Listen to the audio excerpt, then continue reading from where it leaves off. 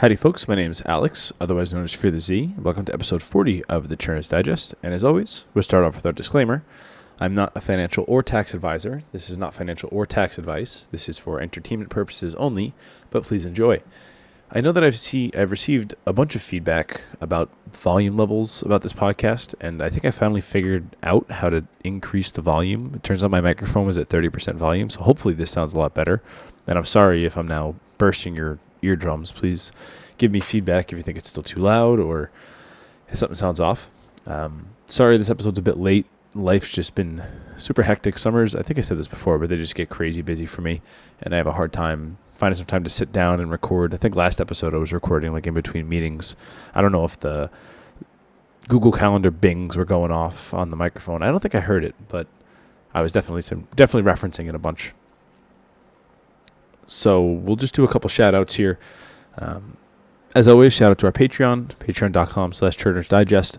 We have 3 different tiers. The $1 tier, just to get in there. I share some things like lightning deals that are occasionally stuff that are more timely.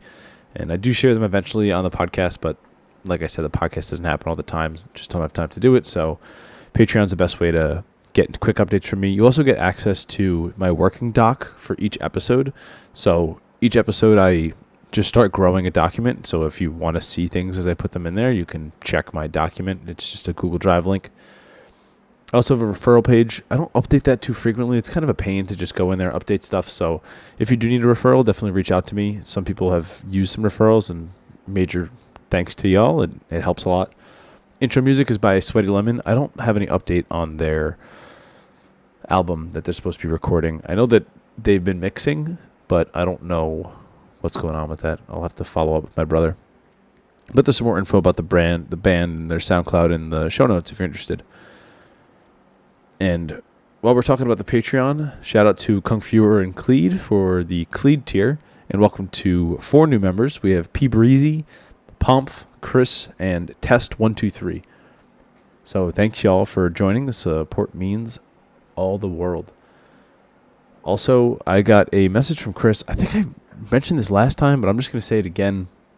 The Apple Wallet instructions, how to pull digital wallet or high quality digital wallet image rips of credit cards and debit cards that are added to your Apple Wallet, specifically with a MacBook or just a Mac that has Touch ID.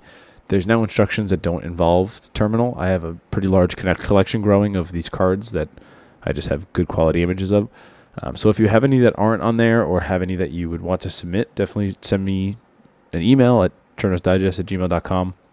I would love to add to the collection. And I do give you a shout out at the top, so I like to give credit where credit's due. So pretty big news that happened for me since my last discussion was my Upgrade savings referrals posted.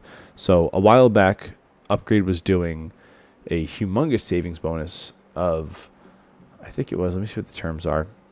Deposit $15,000 and get $75, $30,000 get $150, $50,000 get $300, $100,000 get $500. So according to the email that I got from Upgrade, there were 3 $300 referrals that came through and 1 $150 referrals. And that came through as 8 $75 credits and 3 $150 credits, which was weird how they did it, but hey, they paid out. So Upgrade's been fantastic. And user Links reached out to me on Discord to just say thanks for the referral link. They used mine, so back at you Links, thanks a lot. In the show notes, I have a screenshot of my churning revenue tracker. So since I started kind of churning pretty heavily back in 2021, I've tracked in a humongous financial tracker spreadsheet that I have of all my credit card referrals, bank referrals, credit card sign-up bonuses, bank sign-up bonuses, and recently debit card rewards. I've discussed that a little bit. No, I'm not fully disclosing what that is. There's definitely breadcrumbs that have been shared, and I know that users have been able to figure it out. I haven't been confirming or denying, but users have been trying to figure it out, and that's enough I'll say about that. But the Upgrade referral is a pretty decent chunk. Thus far, I'm outpacing last year's referrals. This year, I have 1,354 in referrals. Last year, I had 870 in bank referrals. this year's bank referrals are even outpacing both my credit card and bank referrals from last year. So thanks a lot for those that use this. I got pretty lucky, and I kind of obsessively refresh Doctor of Credit probably way too often, like 50 times a day. So I was lucky enough to see when they posted this deal and the referral link thread that they often share, and I was the first one to get in there and post it. So there were some weird stuff with tracking for that bonus as well. I think I at one point saw like 26 bonuses or 24. It said that were in progress, but it turns out they were quadruple counting those bonus signups for some reason. But I only got the 4 people that actually signed up. It says that there's one still pending, so I'm curious to see what comes of that one.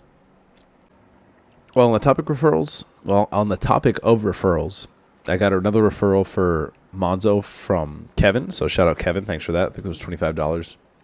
Again, I think I might have said this last episode, but honestly, I can't remember, and I couldn't be able to look back. So sorry you have to hear me blab again and again about the same topic. Next, I received an email from Robinhood that they are no longer offering pay by check. I guess they used to offer a service where you could sign up for getting a check mailed to a particular payer or a bill receiver. I mean, I guess that's kind of useful. I do have to pay my rent in checks, and I've considered doing something like this, but it doesn't really save much. I just move funds around and then write a check. So Robinhood removing that's kind of a nothing burger. I'm curious to see if there's anybody that actually uses that, but I'm sure it isn't that big of an impact for anyone. Next, I definitely teased this before, I think in the last episode, and I said that I wanted to cover it this episode, but there's been a lot of coverage already about it, so I'm not going to super get into it, but I'm going to share a bunch of useful links in the show notes. This is specifically for the Evolve Bank and Trust, and Synapse Financial LLC saga coverage. So Doctor of Credit has covered it, and I've given 4 useful links to a Miles Earn and Burn newsletter and 3 posts by FinTech Business Weekly. And this is actually fantastic. I don't know where I saw this originally posted, but Jason Mikula is the author on this site and does a fantastic job of covering all of this, enough to where I use some of the Patreon funds to toss him a $25 subscription for a month just to say thanks for the content. I did wind up writing kind of like a summary of what's happened over the past, month since this originated. But CoffeeZilla recently published an episode on this on his Facebook or his YouTube. On his YouTube, which I think did a decent job of covering it. I mean, it gave decent enough high levels. If you want to get pretty granular, definitely check out the links that I shared. Basically, if you don't want to watch the CoffeeZilla and you don't want to watch, and you don't want to read through these newsletters, the general summary is Synapse has run out of money, and this is actually from user Steve Maximus on Discord, and I thought they did a pretty good job of summarizing this, and I validated what they've said from other sources as well. But essentially, Synapse is out of money. They owe Evolve payment. Synapse are trying to sell itself, but the sale fell through. Evolve threw the switch and froze all accounts due to Synapse non-payout, which totally isn't accurate. Evolve actually turned off their accounts because Synapse in turn turned off a dashboard that Evolve uses to see the funds that are in their underlying accounts. It's like, CoffeeZilla did a really good job of explaining it, where these fintechs are essentially partnering with banks, and then these banks are partnering with other banks in order to deposit the funds. And the fintechs aren't the ones that are touching the funds. It's really the banks, and they're kind of just interacting with some intermediary, some middle layer. And that middle layer is Synapse. And Synapse has a dashboard that essentially connects old tech to new tech, where these fintechs can interact with these banks and move funds around. And Synapse ran out of money, so they stopped showing this dashboard. And without that, Evolve is not able to see where the funds are in order to balance their books and see their accounts, so they froze accounts. And this is pretty humongous impact. There's like 200,000 customers that are impacted. I think there's like hundreds of millions of dollars. There's a lot of information in this summary that I shared. Some of the most damning is that there's a discrepancy between Synapse's books and Evolve Bank and Trust's books, totaling $150 million that aren't equaling out, with $111,000 of that coming from Yoda, $111 million of that coming from Yoda, $26 million coming from Juno, $2 million coming from Money App, and then a whole bunch of other fintechs that also use it, including Yield Street, which I recognize, which has 1.3 million. So there's a lot of funds that are frozen. Some of the most damning stuff include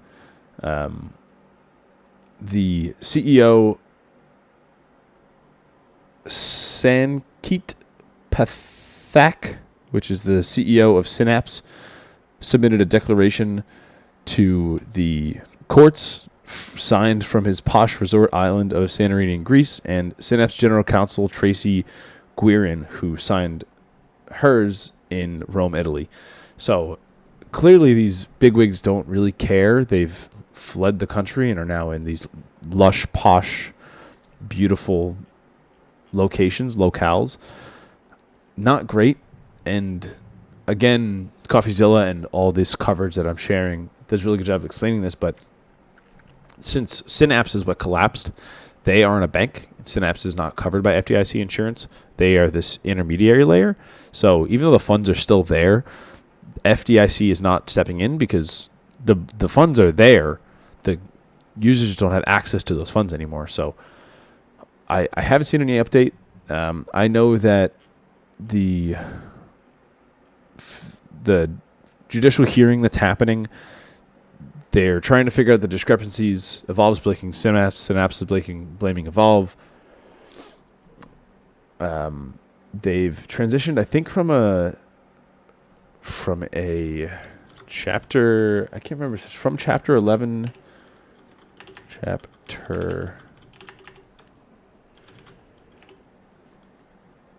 From a chapter 7 bankruptcy to a chapter 11, which allows them to get like intermediary funds to fund the ongoings of the operations to keep things afloat. And they've appointed a trustee who is, I believe it's Jelena McWilliams, who was like the former, let me see if I can find what the actual thing is. Oh, yes, here it is. Chair McWilliams was appointed as a trustee in Synapse bankruptcy, and McWilliams is the former FDIC chair. So she has plenty of experience with this.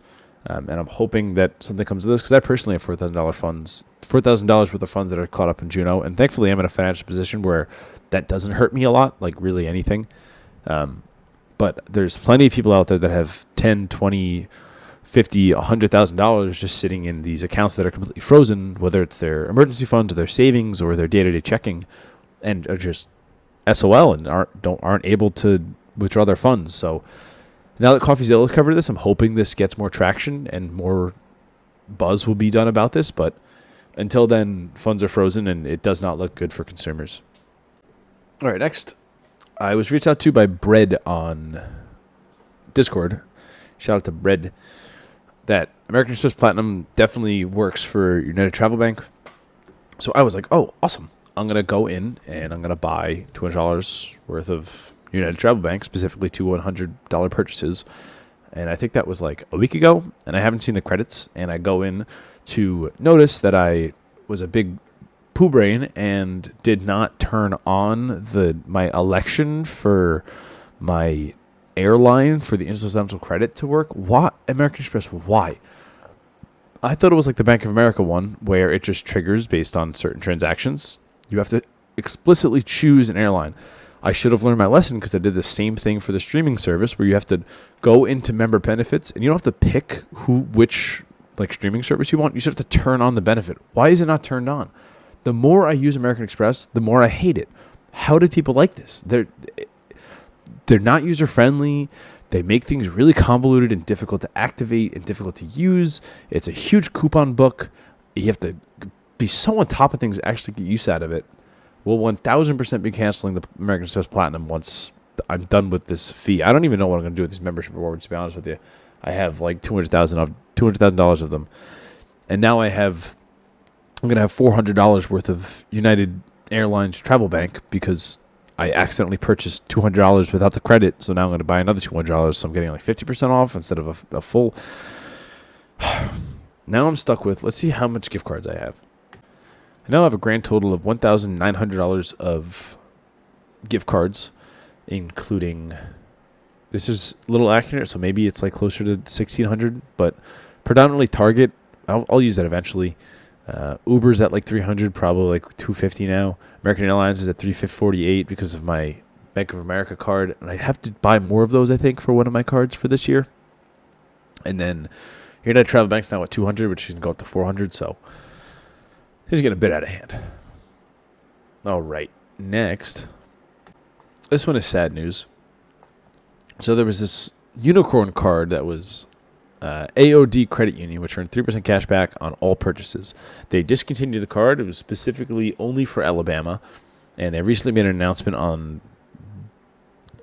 May 14th that they are capping the 3% back at $1,500 spend per month.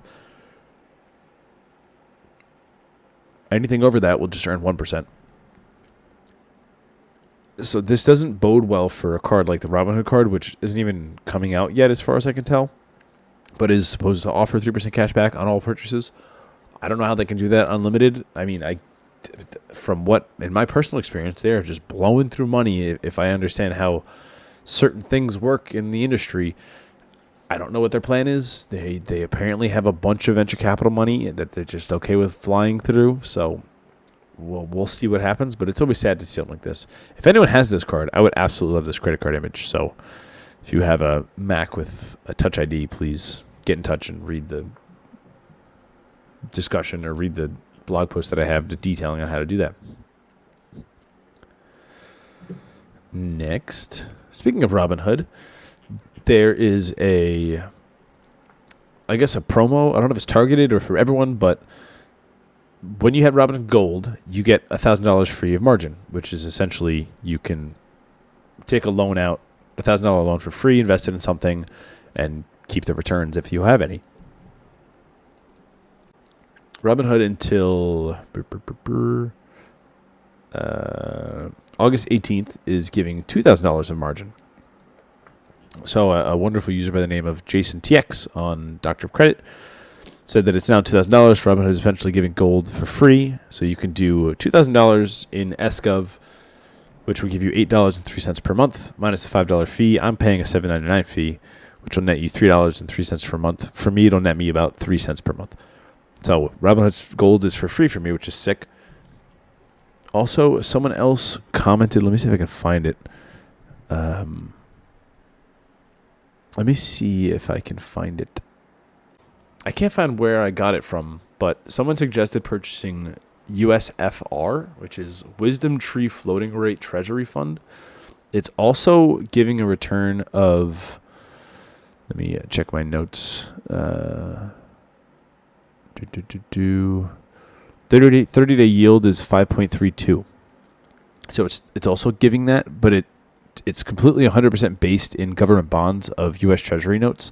So from my understanding is that they would be state tax free because it's fully in federal bonds, but I'm not a financial advisor. I'm not a tax advisor. This is not financial tax advice. So do your own research, but that's my understanding. So I've changed how much do I have invested in this now? I have 5,000 total because you have to have 3,000 of your own for leverage. I guess that's what it's called, to use the margin. And then 2,000 of margin invested in this. So a nice free little money maker for you. Next, there was an interesting discussion on the future of Visa and MasterCard, their vision on the future. And someone posted it on Reddit, and then Dr. Credit shared it as well. What I felt was interesting was I'm linking a comment here that I made on our churning, and I think our churning starting to like me a little bit more. They upvoted me, so cool. I'm going to quote this from the article that AP News published that Brian in MD posted on our churning.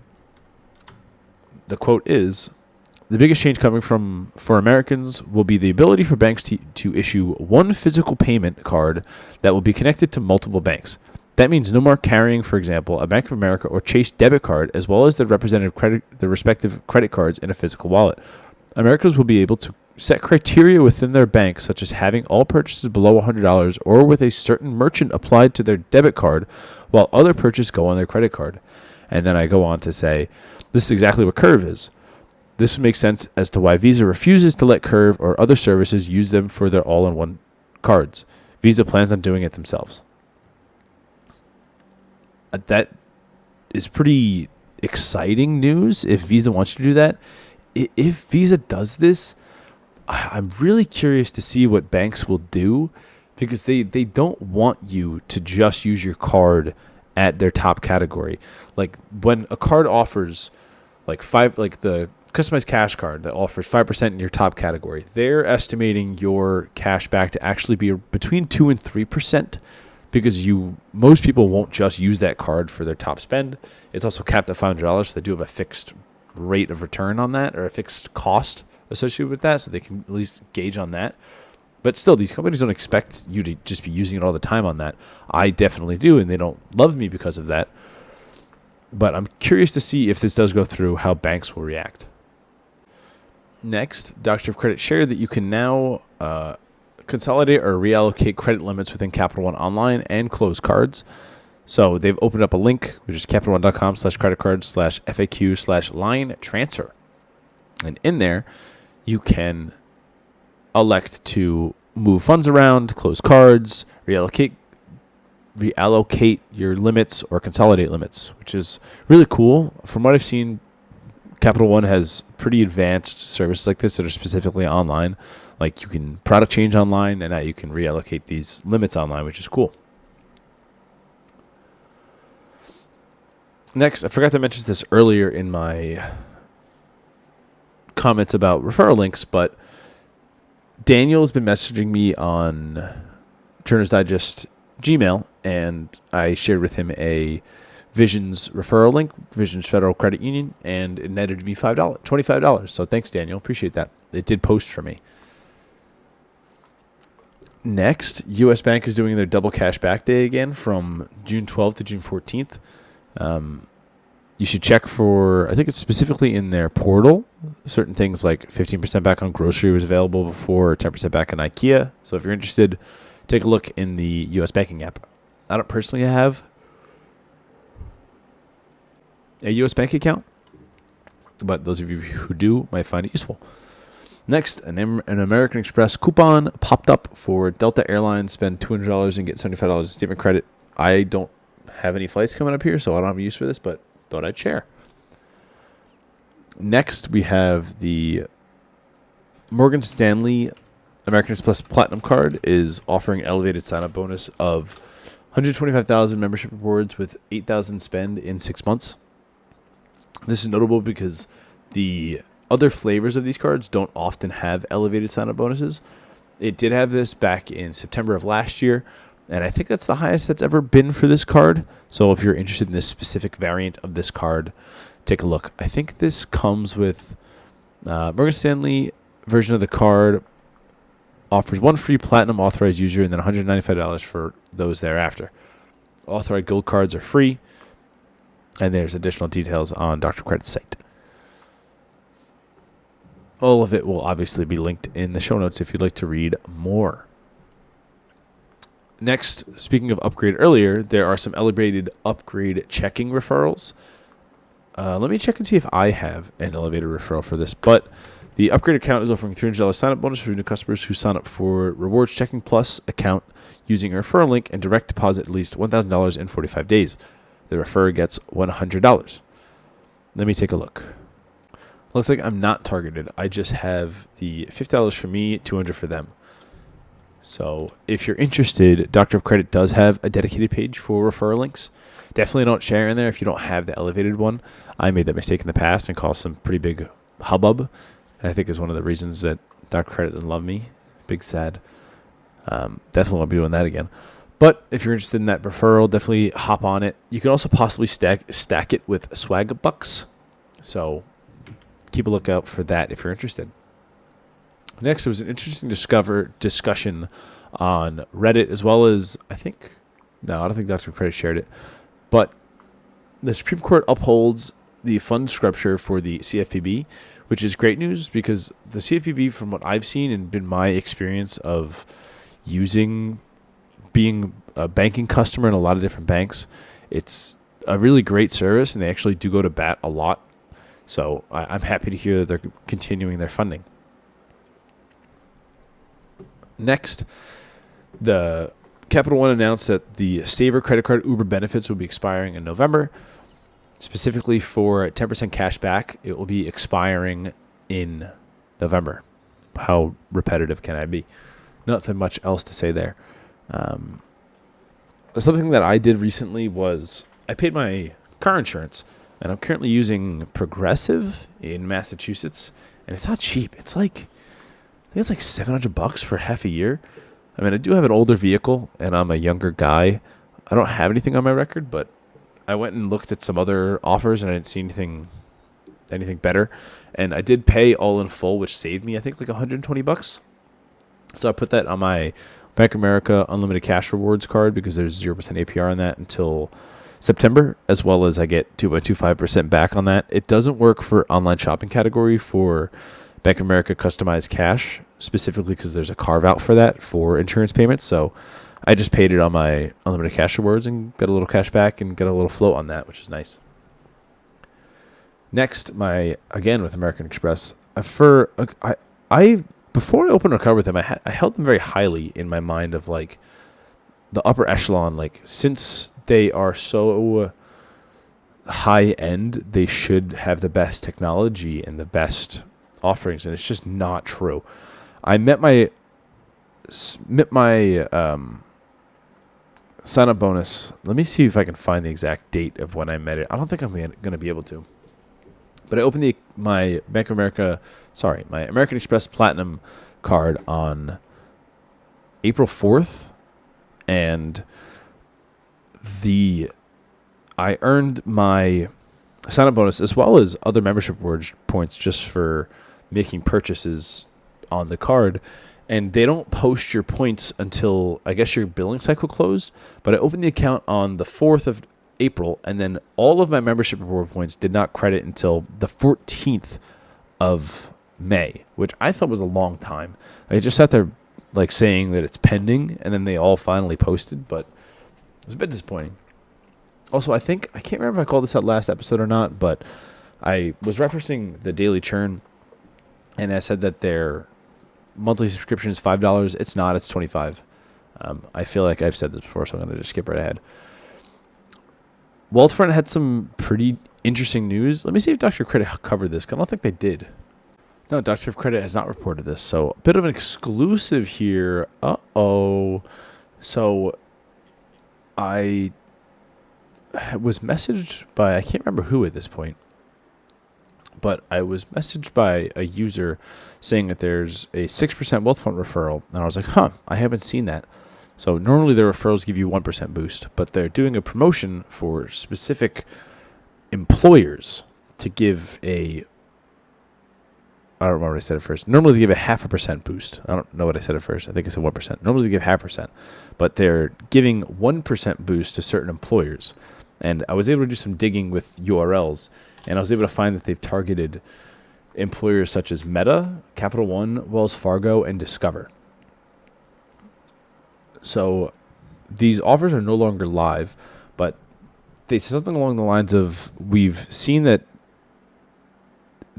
employees at your company are some of our best customers, and if you work for that company and the person referring also works for that company, you'll get the elevated boost, and it's 1% for 3 months. It is only for 3 months. You can't stack them. And it also pushes off, if you currently have a 0.5%, it'll push that off. You'll keep the amount of days, and you'll first get the 1%, and then you get the 0.5% afterwards if you had it. Super interesting. I haven't seen a referral like this before where they're trying to poach employees at another company to come into the app. And they're targeting people like Meta, Capital One, and Discover. And to me, those are like software forward companies. And Wells Fargo, absolutely not. So that theory is out of the book. I thought maybe because Wealthfront is a pretty decently designed app, maybe that's something to do with it. But I guess not. I mean, those sign-up bonuses are over. Or not sign-up bonuses. Those referral bonuses are no longer offered. But I just thought it was curious or interesting. I thought I'd call it out. Speaking about Discover, where did my tab go? I don't see it.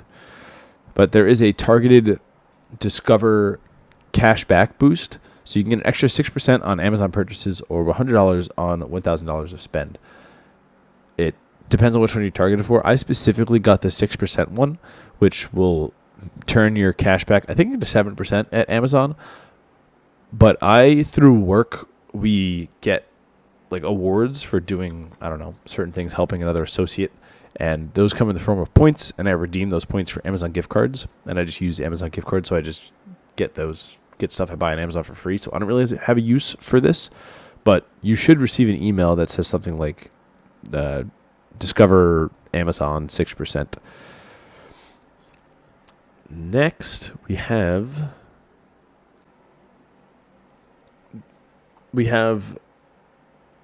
the American Express referral bonus for get your points plus 10x on restaurants worldwide. That is ending on...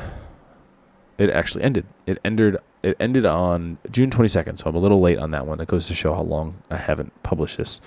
I'm currently still milking that, which is really nice. I just use my American Express Platinum for all my restaurant purchases, so it's great. Again, I don't know what I'm using my MRs for. I kind of hate American Express, but they've hooked me here. Next, Chase Freedom Rise cards are allowing for users to sign up for the card where they're specifically targeted for like students and building credit. Those users will now have the option on your first anniversary to Chase will automatically check for you to see if you're eligible to upgrade your card to a Freedom Unlimited, which is actually pretty cool. If all of your payments have been made on time for all financial lenders in the past 12 months and no Chase accounts were in suspension, then you'll be eligible to transition to a Freedom Unlimited card. You also have to not have a Freedom Unlimited card currently. So that's pretty cool. I haven't seen, again, something like this. I think that Discover It does something similar where you can upgrade your Discover It student to just a regular one. I don't think it's automatically checked for you, though. I think you have to ask, but pretty cool. Nice job, Chase. Next, there were some new cardless cards. They're not super interesting. Again, I thought I freaking talked about this, man. Cardless. They launched Qatar cards. No, I guess I didn't talk about this. Well, they're launching Avianca cards with 40K and 60K bonuses, respectively, for the cardless Avianca is a $900 annual fee, 40,000 miles after $2,000 spend. You get silver status. You get 10% discount on cash bookings, 3% on Avianca purchases, no foreign transaction fees. You also get 2x on Avianca Airlines and Life Mile purchases, and 2x on groceries and restaurants, and 1x on everything else. And then the Avianca Elite, which again is very similar to the Qatar one, where there's the regular and then the Elite flavor. The Elite is a $249 fee, 60K points after 4,500 spend in 3 months, which is pretty high. You can earn another $40,000 when you spend $25,000 on eligible purchases in the first 365 days from account opening. You get silver status. You get double miles up to 1,000 points per month of 3x on Avianca Airlines and Life Mile purchases, 2x on travel and restaurants, 1x on everything else. You also get complimentary Life Mile Plus membership, which gets you 10% back on Star Alliance flight redemptions, 25% back discount on Avianca airline flights, 40% more miles on Life Mile hotels and Life Mile cars, and 10% discounts of Life Mile cars. Jeez Louise. And if you join the wait list, you get an extra 5,000 or 10,000 miles on sign up. Holy moly. Again, Carlos only lets you have one card at a time, so I currently have the Boston Celtics card, which... I don't really use it. I think I talked about this last episode, but I have a negative points balance, so that's kind of sock drawered at this point. But, I don't really see a use for this. I don't fly Avianca that frequently, so we will move on. Next, Frontier made some positive changes, which is funny because they're announcing these changes even though they're stuff that they got rid of in the past and are reinstating, which you'll see is a common theme here. Frontier's announced some positive changes. There's a new clear upfront pricing. New economy, premium, and business options include benefits like no change fee, bags, seats, assignments, and more. The no change fee, zero change or cancellation fees for economy, premium, and business customers, offering greater flexibility. Expanded customer benefits and support. Flight credit expiration extended to 12 months, enhanced live phone support, and more, which is crazy that they're even like touting that as a feature. And then customers who find a lower price elsewhere will receive $2,500 in Frontier miles, which, I mean, that's great. Next, there's a new Laurel Road sign-up bonus, which, again, I'm not eligible. But this one's interesting, as the balance is only required on the 90th day. So there's also a referral for this if you're interested. I don't have one, but if you're interested, you can find one on Dr. Credit. A maximum bonus amount is $200. The deposit is between $50,000 and $30,000. So if you can deposit $30,000 on the last day, on the 90th day, I guess I would do it a couple days before and then get the $200 bonus and then just pull out. I mean, that's pretty cool. It's pretty neat. I mean, they probably shouldn't do it this way, but the bonus, the account already also earns 5%, and which is a competitive rate currently. And you only need the balance on the 90th day. So the person referring also gets $50. So, I mean, overall, pretty great deal. I think Laurel Road still gives like the direct deposit bonus of $20 a month. Definitely check yourself on that. But, I mean, pretty good sign-up bonus. Next, something that's really great. Google Flights are now showing Southwest prices. I didn't realize that Southwest was okay with this. I thought that they explicitly wanted you to buy on their site. I mean, it's great for me. I never, ever look on Southwest. I mean, I'm on the East Coast, so like they don't fly too frequently here, but it'd be nice to at least see them as an option in Google Flights, as Google Flights is my primary travel purchasing location.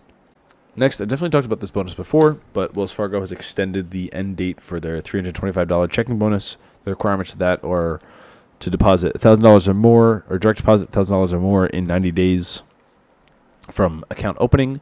And according to data points, Wells Fargo considers, please wait, I didn't have this opened, and it takes a long time because this page is huge. Oh, they count a lot. Looks like maybe Ally doesn't count. Bank of America pushes count. Cash App maybe counts. Chase maybe counts. Discover is iffy. DraftKings counts. Fidelity counts. So a lot of things count. Venmo counts. Wealthfront does not count. So if you don't have a real direct deposit, you can still go after that. I'm currently in the process of it. Looks like it's ending July 9th. And you have to wait 120 days from account opening to get the actual bonus. And that's coming up, I think, towards the end of this month. So I'll have an update for that when that comes. Next, we have... where the heck am I? Wells Fargo. Oh, I noticed I always get emails from like Credit Karma and Capital One or whoever when I get a new account that's showing on my credit report, and my American Express Platinum card finally appeared, and I checked in to see and make sure it was all good. And normally when your credit report gets a new card on there, it shows like the last 4 digits of the card number. And the last 4 digits of the American Express card number were not my card number. So I was like, what is it? Did something get messed up? Is this fraud? Is this like someone opened a card in my name? And doing some Googling, it turns out that American Express doesn't report your credit card number. They report a reference number that's just like internally referenced for them. I guess it's like another fraud prevention or some kind of security measure to not have the last 4 of your card number there, which I mean, like, I guess that's cool. I don't know what benefit that's really providing, but I thought I'd call that out. It was something I definitely hadn't seen before. I guess there's something that their tech is doing kind of decently. On the vein of new credit cards, Synchrony has partnered with Virgin Red for new co-branded credit card. It's probably not going to be interesting. Synchrony doesn't really have any interesting offerings, so there's not much information about it. They just announced that it's going to happen in the second half of 2024. So we'll see what comes of it. Next, the Discover Savings Bonus is back. The deal's back at $150, $200, and there's like a potential $400 one, but I don't think it's showing for anybody anymore. The bonus requirements are deposit a total of at least $15,000 in your account within 30 days for a $150 bonus, or deposit $2,500 in your account within 30 days for a $200 bonus. I'm currently working on this. If you haven't done this before, it's pretty great. This one does not look like the cumulative deposit, as it looks like cumulative deposits work. Wait a minute. Is this for checking or savings? Cumulative deposits work? I don't think mine does. I think mine specifically required you to keep it. Oh, I think it's because I had an account open. I think mine was for existing customers. This is for new customers. Yes. So for this bonus, cumulative deposits still work. So you can deposit 1,000, pull it out, deposit 1,000, pull it out, 2,500, 25 times, and then get the bonus. Not a bad bonus. I think Discover does a good job. I'm curious to see if they stop doing bonuses like this once Capital One acquires them fully, but we'll see. Next, speaking of Capital One and Walmart have ended their partnership. They had a sort of falling out where Discover was saying that Capital One was not abiding by their agreements in the contract because they've breached terms around, I think, customer service satisfaction. And from what I've heard in the industry, Walmart's done this in the past. I forget who the issuer of the card was before. I feel like it was Synchrony or somebody smaller. But they also backed out of their deal with them, and now they backed out of the deal with Capital One. And some users on Reddit had a pretty good discussion about this. And I'll just quote 112 Snakes here, who said, Walmart CEO sounds like a pain in the butt to deal with. Burning bridges with Capital One and Synchrony when they already deal with subprime America makes me wonder who they will even go to. Great point. It was Synchrony apparently. And from what I've also heard, Walmart just absolutely hates interchange fees. And I wonder if, I know they own one finance. I wonder if they maybe will just try and issue their own and then cut themselves a little deal. But I guess we'll see. Time will tell. A couple Chase things. The Chase Sapphire Preferred Elevated Bonus looks like it'll end on the 22nd of this month. So if you're interested, hop on that soon. There's also, it looks like potentially the Chase Inc. Gravy Train might be ending. I don't have a link to this. Let me see if I can find it. Yeah, there's a couple reports of people who are getting denied for new Chase Inc. cards.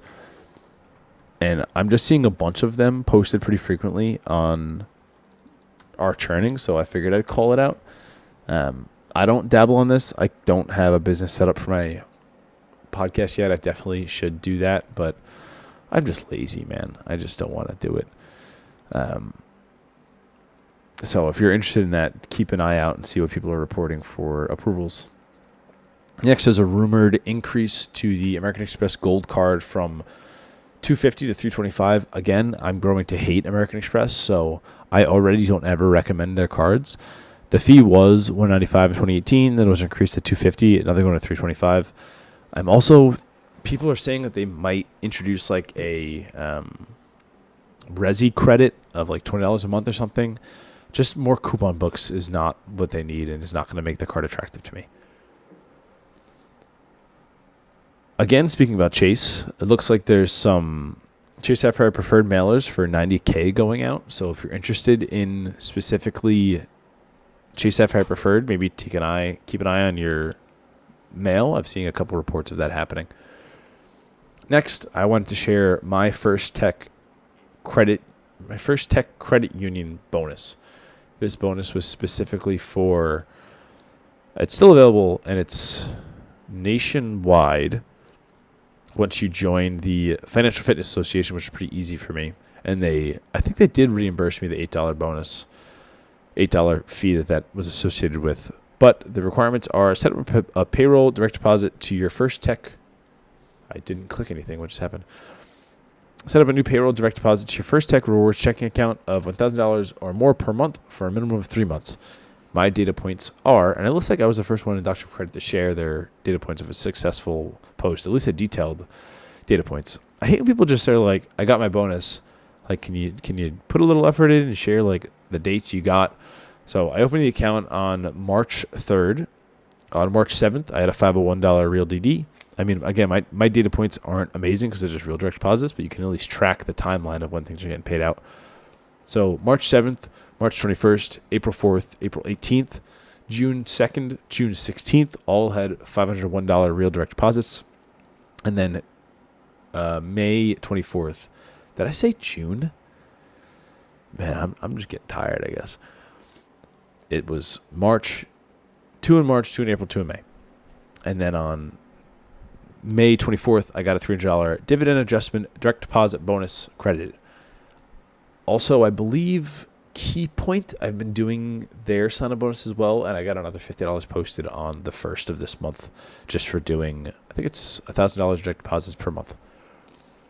So the First Tech one seemed pretty great. If you're interested in doing that, definitely sign up for it.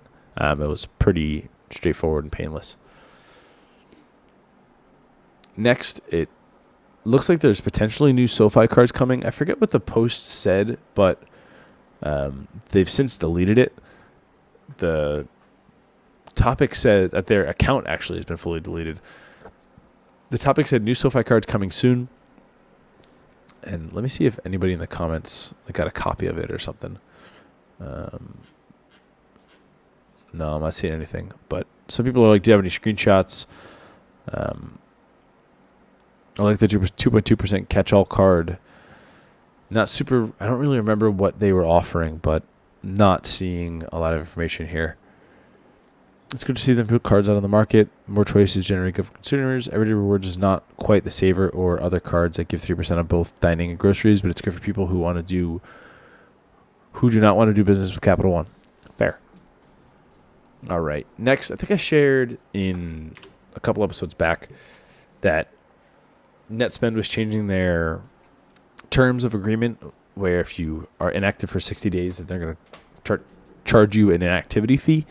So I went in and closed that account, and then just out of overabundance of caution and consolidation, really, I closed my HEB account as well, which was earning, I think, 6% on 2K, and I'm earning close to that elsewhere, so I just decided to pull it out and close the account. Next, Dr. Credit shared that Peacock is offering their ad-supported plan for 12 months for $20 with code STREAMTHEDEAL. Apparently, you can also sign up via a portal and get some extra bonus. Apparently, it might make you ineligible, but worth a shot. So I signed up for this. It just so happened that my account lost its year.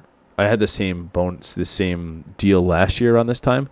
And I think around the 1st of June, this ended for me.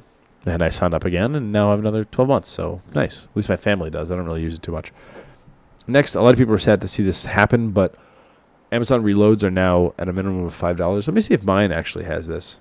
Yep, mine is also showing a minimum of $5. How sad. Even though the actual image itself on Amazon is showing 50 cents to 2,000, so maybe it's a mistake, but I doubt it.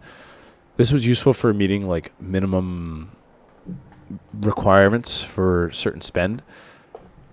And Dr. Credit actually has a pretty good post that they put together on alternatives for methods to do this. Sorry, I'm writing that down in the show notes because I forgot to link this.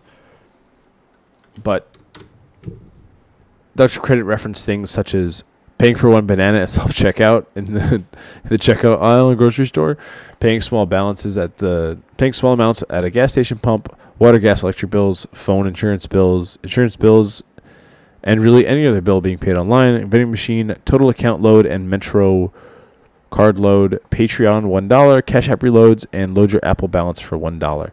And I shared in the comments, and of course Dr. Credit did not give it more publicity because they don't like me, that I personally use PayPal.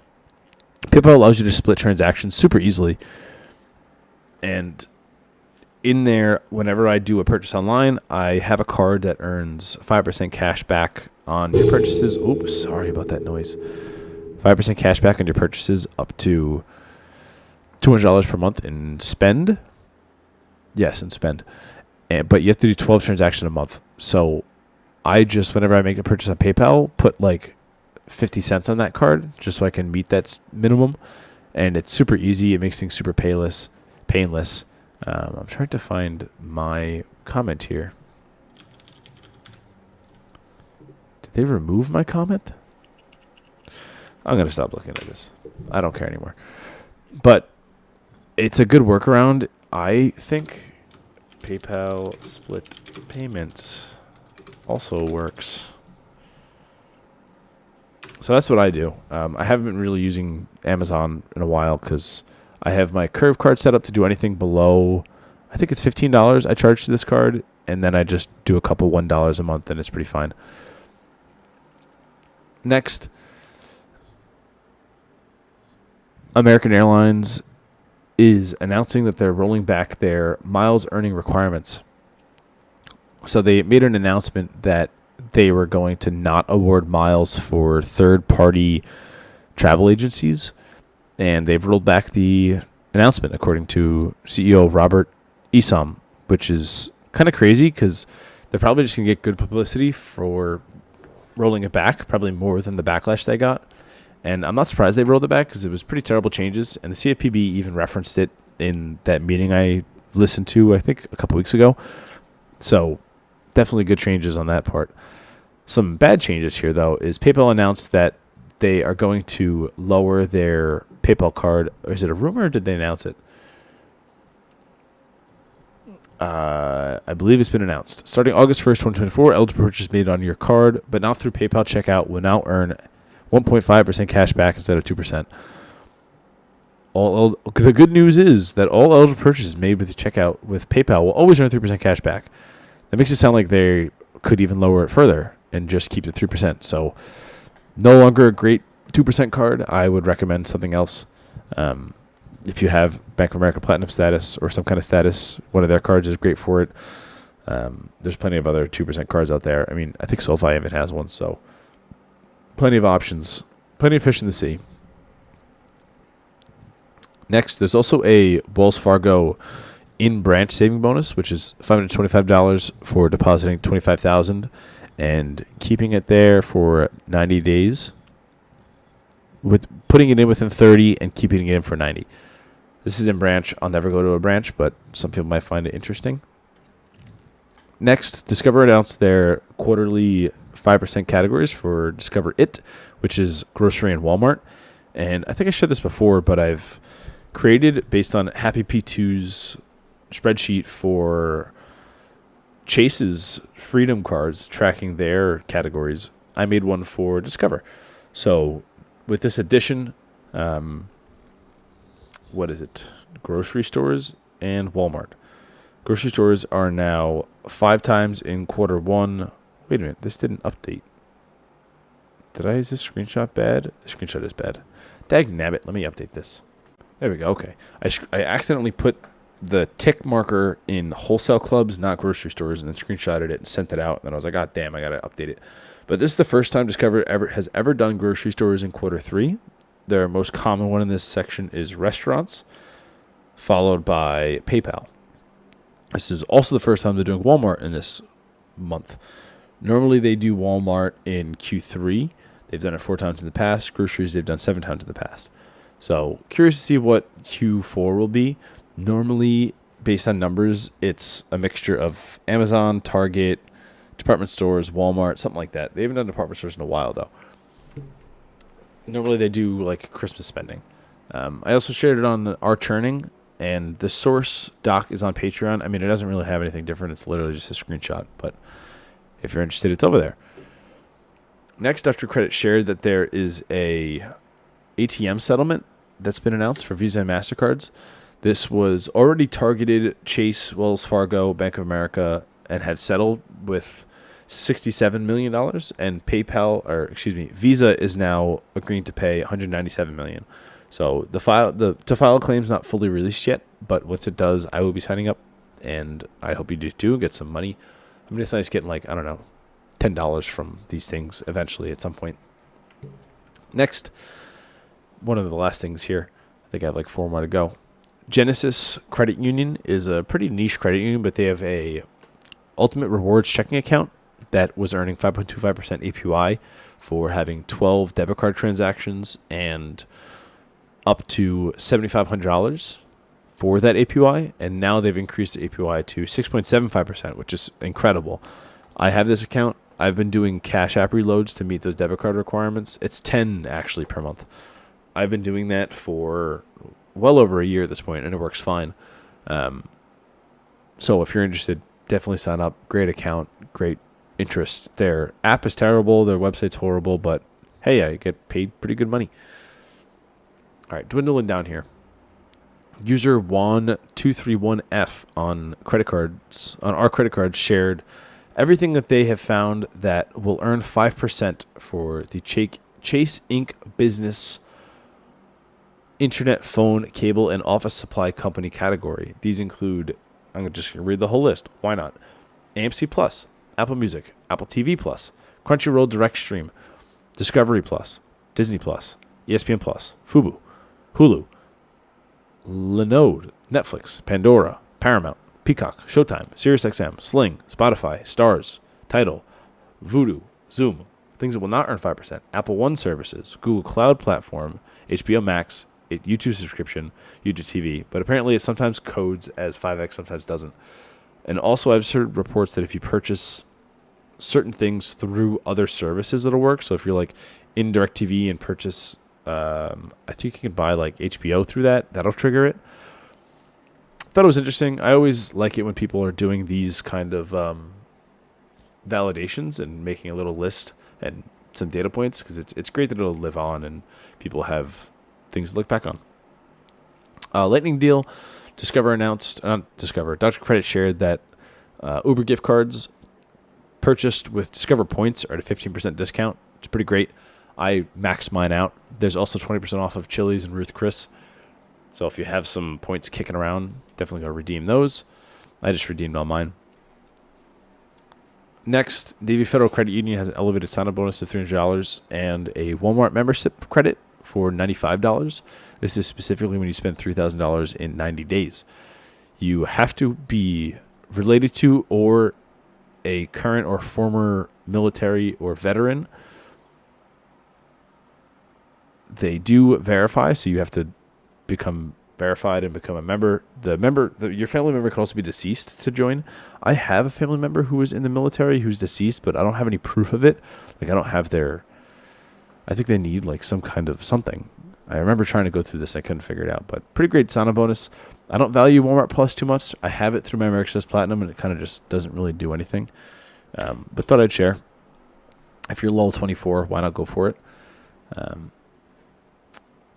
Last two things here. There's a new trade station bonus for depositing $5,000 to $1 million in qualifying assets. A lot of people are reporting that, I don't know if you can hear that car alarm, but that's annoying. A lot of people are reporting that TradeStation doesn't pay out super easily. I've had a TradeStation bonus before, and I do remember it being kind of difficult, and also the account is kind of convoluted and which account you can use and where you can log in, so I think I would just avoid this one. And then finally, just something that my mom called me today and caused her stress and thought I'd share. If you remember when I signed up for American Platinum, I paid my mom's tax bill on, I think it's payusatax.com, which is totally a legit site. I did first send her the Doctor of Credit, how to pay your taxes online, how to pay your taxes online, Doctor of Credit. And I always browse the internet with ad blocker, but she exclusively browses the internet on her phone, so who doesn't have an ad blocker.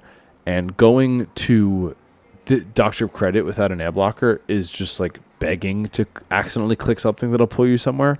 When I saw her screenshot, it on the page it said like pay US tax here, and it was, to me it's clearly an ad because I understand, but those that aren't as familiar with websites, she clicked the ad and then put some credit card information in and got charged like $50.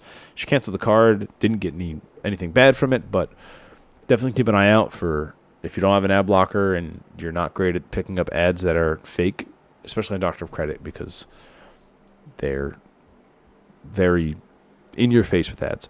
But the reason I bring this up was she called me today and she's like, I got a letter today from the IRS saying that I never paid my taxes. I was like, oh Lord, here we go. I'm sorry I ever looped her into this. She has an accountant that does her taxes for her, so I don't want to cause any undue stress on her, and getting a letter from the IRS saying you owe thousands of dollars is never fun. Thankfully, PayTax USA had a big FAQ and disclaimer on how to check to see, they specifically say, if you receive a notice from the IRS that they have not received a payment after making a successful payment through payusatax.com, please follow these steps to resolve the issue. Get your reference number. If it says accepted by the IRS, please call the IRS. It's on them.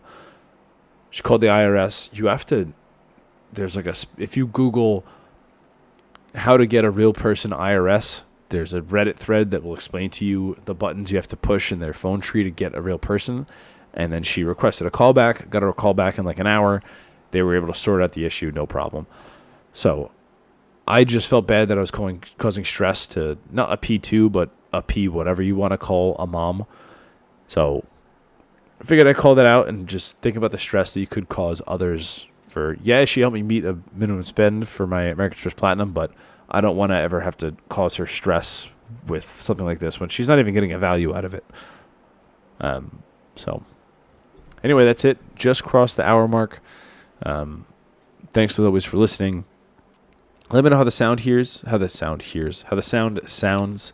Reach out to me on Discord, email, whatever.